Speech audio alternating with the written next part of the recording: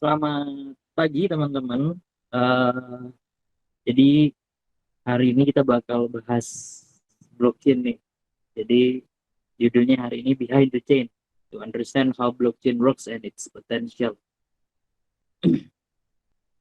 Sedikit perkenalan dari saya Naufal Adi Satrio. Saya adalah CEO dari Landas Pacu Inovasi Indonesia dan juga postgraduate student di Politeknik Elektronika Negeri Surabaya, fokus di blockchain dan juga teknologi augmented intelligence.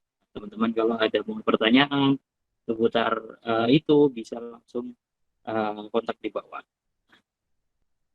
Oke, nah ini pertanyaan yang paling uh, pertama nih, what is blockchain? Ini banyak banget nih tadi dari teman-teman yang apa namanya jawab, ada yang jawab, sorry, ada jawab cryptocurrency kak, ada yang jawab Bitcoin. Nah, itu adalah produk dari blockchain, teman. Sedangkan blockchainnya sendiri adalah database. Bentuknya key value pair, jadi teman-teman mungkin yang familiar dengan uh, database NoSQL, jadi unstructured, itu dia adalah sebuah data yang berpasangan. Ada ID, ada data, ada ID, ada data. Nah, itu namanya key value pair yang disimpan dalam bentuk blok dan di rantai. Dirantai satu dengan yang lainnya yang dijalankan oleh beberapa server untuk mempertahankan integritasnya. Jadi, uh, kenapa orang-orang banyak ngomong blockchain itu secure, blockchain itu immutable, blockchain itu apa namanya tidak bisa dicurangi. Nah, kuncinya adalah di desentralisasi. Jadi kalau teman-teman mungkin lihat white paper penjelasan tentang Bitcoin oleh Satoshi Nakamoto, dia itu mengombinasikan dua teknologi, blockchain dan juga decentralized network. Jadi tidak murni blockchain-nya itu sendiri, tapi ada decentralized network-nya. Supaya apa? Supaya tidak bisa dicurangi oleh satu pihak saja. Bayangkan kalau saya punya blockchain, saya post di luar, lalu saya pegang sendiri servernya. Nah, itu dengan mudah saya melakukan rollback istilahnya. Rollback itu untuk mengembalikan data sebelumnya untuk kepentingan saya misalnya. Nah, tapi di 2008 itu di papernya Bitcoin, Nakamoto menggunakan decentralized network. Sehingga kalau ada satu orang, misalnya saya, mau melakukan kecurangan, yang lain akan memberhentikan karena tidak sesuai dengan apa yang mereka terima. Kurang lebih itu blockchain. How does it works? Simple. Pertama, user request a transaction. Nah, transaction di sini itu sebetulnya sama kayak kita nge-call API. Jadi kalau teman-teman upload data, teman-teman upload ke database, misalnya apa ya? Teman-teman buka Facebook, terus teman-teman edit profile, lalu teman-teman klik save. Nah, itu sama dengan melakukan transaction di dalam blockchain. Di dunia blockchain itu sama dengan transaction. Transaction itu nanti akan dikumpulkan, lalu dibentuk sebuah blok, lalu blok tersebut akan di broadcast ke seluruh uh, orang yang menjalankan server blockchain tersebut, atau biasa kita sebut namanya miner. Sekarang ada yang nyebut validator namanya. Itu sama. Nah, setelah kurang lebih 51% orang itu menerima broadcast dan mengatakan sebuah transaksi, sebuah blok ini valid, maka seluruh node akan mengupdate blockchain secara bersama-sama. Misalnya sekarang semuanya megang blok nomor 100 yang terakhir. Lalu saya membroadcast blok nomor 101. Nah, blok 101 ini akan diverifikasi oleh miner-miner yang lain atau validator-validator yang lain. Ini valid nggak? Nah, itu ada mekanismenya sendiri ya, teman-teman. Ini valid nggak? Oke, kalau valid, miner yang lain akan mengabari ini valid, ini valid, ini valid. Saat katakanlah ada 100 orang yang menjalankan, 51 mengatakan itu valid, maka seluruh blockchain yang ada di dalam network tersebut diupdate. Seluruh blockchain yang ada di dalam node, 100 node itu diupdate. Jadi yang tadinya terakhir blok itu 100 menjadi 101. Now new block data is created and added to the existing blockchain. Maka transaksinya selesai. Oke, nah sekarang kita ngomongin by product of blockchain. Produk yang dihasilkan dari blockchain apa aja sih? Banyak. Digital currency, decentralized autonomous organization, non-fungible token, immutable traceability data, dan banyak lagi. Nah, dari sini juga akhirnya kita, produknya kayak gini. Tapi yang jadi pertanyaan kan sekarang, kapan sih kita harus menggunakan blockchain? Nah,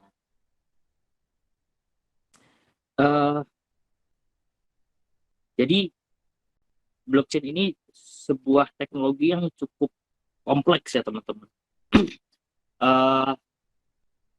Kita harus menjalankan blockchain ini dalam bentuk decentralized, artinya banyak orang yang akan bergabung di situ ya, akan apa istilahnya, akan berpartisipasi.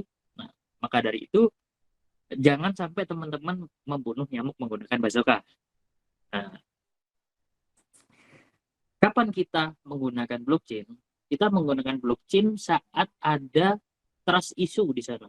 Ada isu kepercayaan. Contoh, digital currency, Bitcoin. Itu kan tercipta karena banyak orang tidak percaya dengan pihak ketiga, central bank. Karena dari itu mereka membuat sebuah sistem yang mana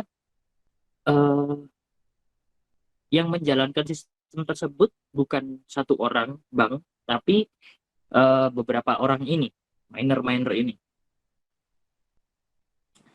Termasuk kita masuk ke decentralized autonomous organization misalnya. Nah, kadang namanya kontrak itu kan kita tidak, saat kita menjalankan kontrak itu kan ada yang nggak sesuai. Misalnya teman-teman kontrak kerja nih ya, tanda tangan kontrak gajinya katanya 5 juta sebulan gitu loh. Nah, ternyata bulan ketiga teman-teman nggak digaji gitu loh, atau gajinya harusnya 5 juta jadi 4 juta misalnya. Kalau kita menggunakan blockchain ini nggak akan bisa terjadi. Karena apa? Semua pembayaran paycheck dilakukan oleh blockchain. Selama kita sudah sama-sama menandatangani bahwa setiap bulan saya akan mendapatkan 5 juta. Jadi hal-hal tersebut nggak akan ada. Lalu immutable traceability data. Immutable traceability data ini sangat berpengaruh biasanya di manufaktur atau di oil and gas misalnya. Jadi bagaimana kita men-tracing nih barang dari awal sampai dia dijual. Kapan manufakturnya, terus dari supplier itu dikirim kapan. Jadi saat ada kesalahan di sini, misalnya logistik ngomongnya ngirim hari ini, ternyata baru dikirim besok, otomatis sampai di tempat kan telat ya. Oke, kita kalau ngomongin paket apa namanya, paket ya online shop kan telat sehari nggak apa-apa lah ya. Tapi kalau kita ngomongin industri-industri besar kayak oil and gas, mereka itu kalau telat 1 hari itu mereka bisa rugi sampai ratusan juta. Nah, ini kan mereka akhirnya bisa mengklaim bahwa ini loh, kamu, bukan kita yang nerimanya telat, bukan kamu yang ngirimnya telat. Itu gunanya traceability immutable data. So the key of blockchain is trust issues, teman-teman. Nah, kalau kita ngomongin the meta, the asset, and the chain.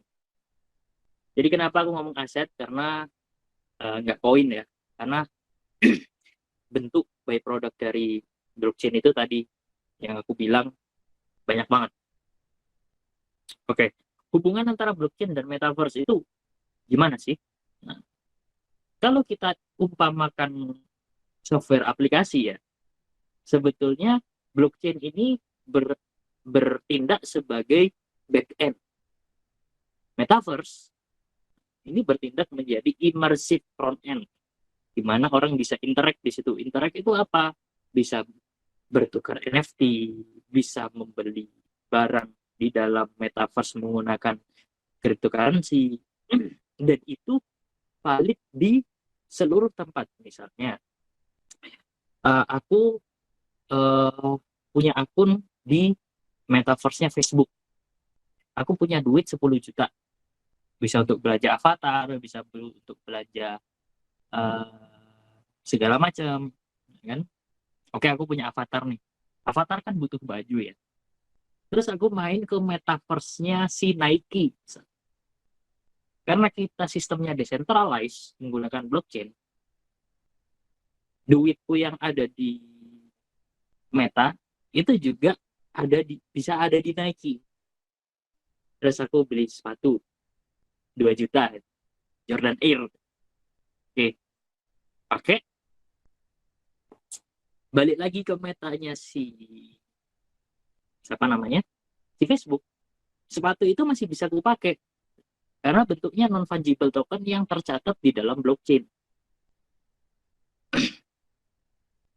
Sehingga dari dimanapun kita, di metaverse-nya siapapun, datanya akan tetap sama. Itulah kenapa kita menggunakan blockchain. Bayangkan kalau itu dipegang centralized misalnya. Facebook punya server backend-nya sendiri, Nike punya server backend-nya sendiri, terus siapa lagi, Zara punya servernya sendiri. Akhirnya data yang di Zara nggak bisa masuk ke Facebook, data yang ke Nike juga nggak bisa masuk ke Meta.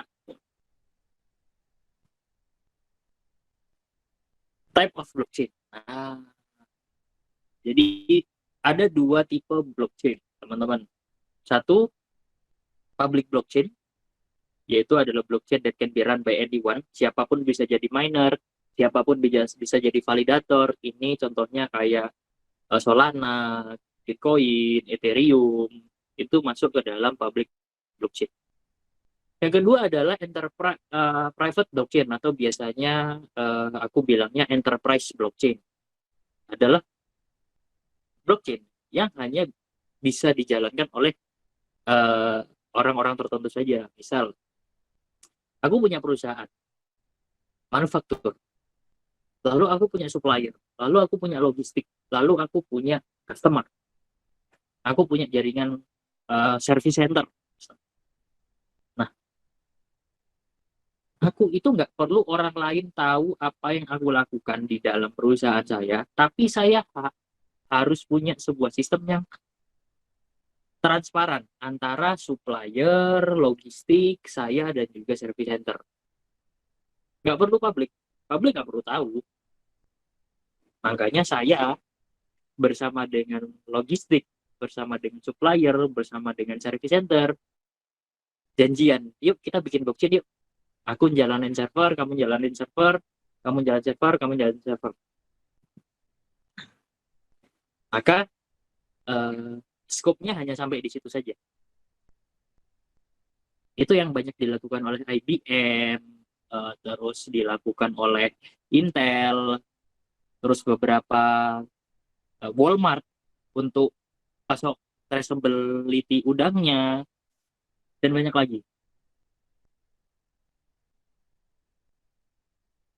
Oke, pros and cons. Nah, apa sih yang jadi kelebihan blockchain dan juga cons-nya?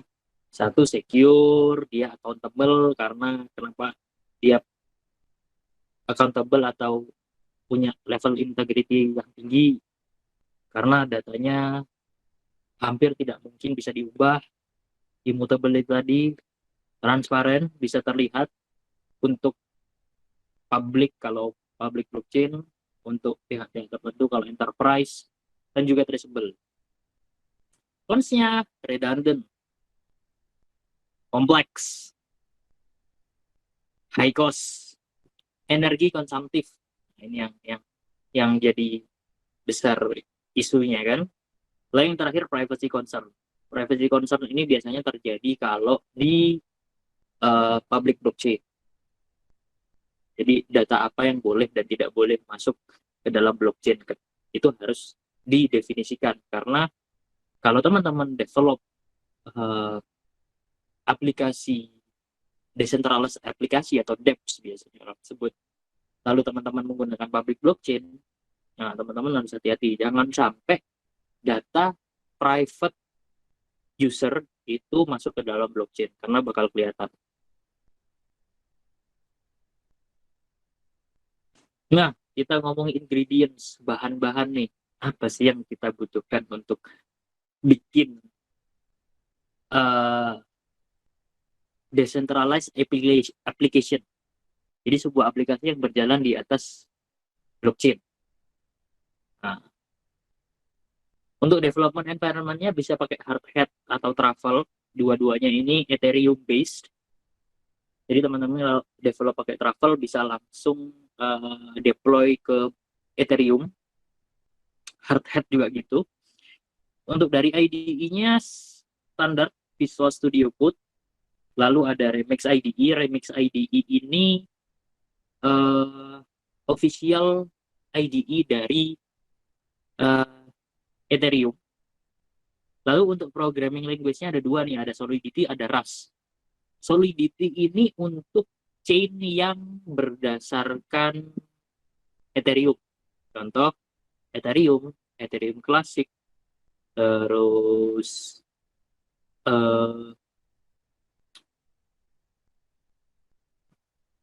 Ethereum Classic, BSC, Binance Smart Chain. Nah, itu based on EVM, jadi bahasanya pakai Solidity. Rust ini biasanya dipakai untuk Cosmos. Jadi teman-teman kalau ke Terra, Terra Luna kemarin, nah itu ngodingnya pakai Rust, nggak pakai Solidity.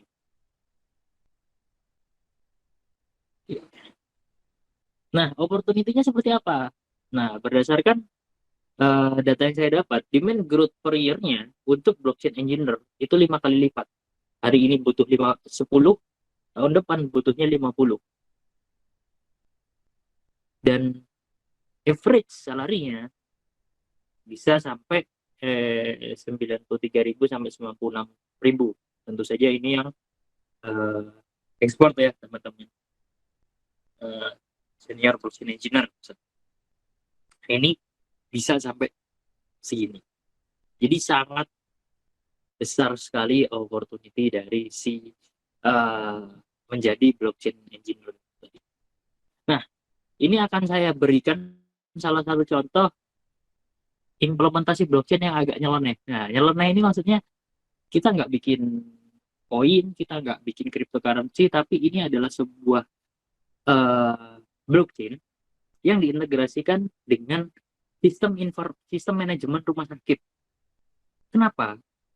Karena selama ini kalau kita mau ngirim data sesama rumah sakit itu susah. Teman-teman misalnya ke Dokter Sutomo gitu ya, rumah sakit Dokter Sutomo. Wah, ini yang ngerti Surabaya tok ini. Nah, terus uh, mau pindah ke rumah sakit B misalnya RSI, rumah sakit Islam. Teman-teman harus daftar lagi gitu loh. Nah, dengan sistem ini satu rumah sakit dengan rumah sakit lain itu bisa request data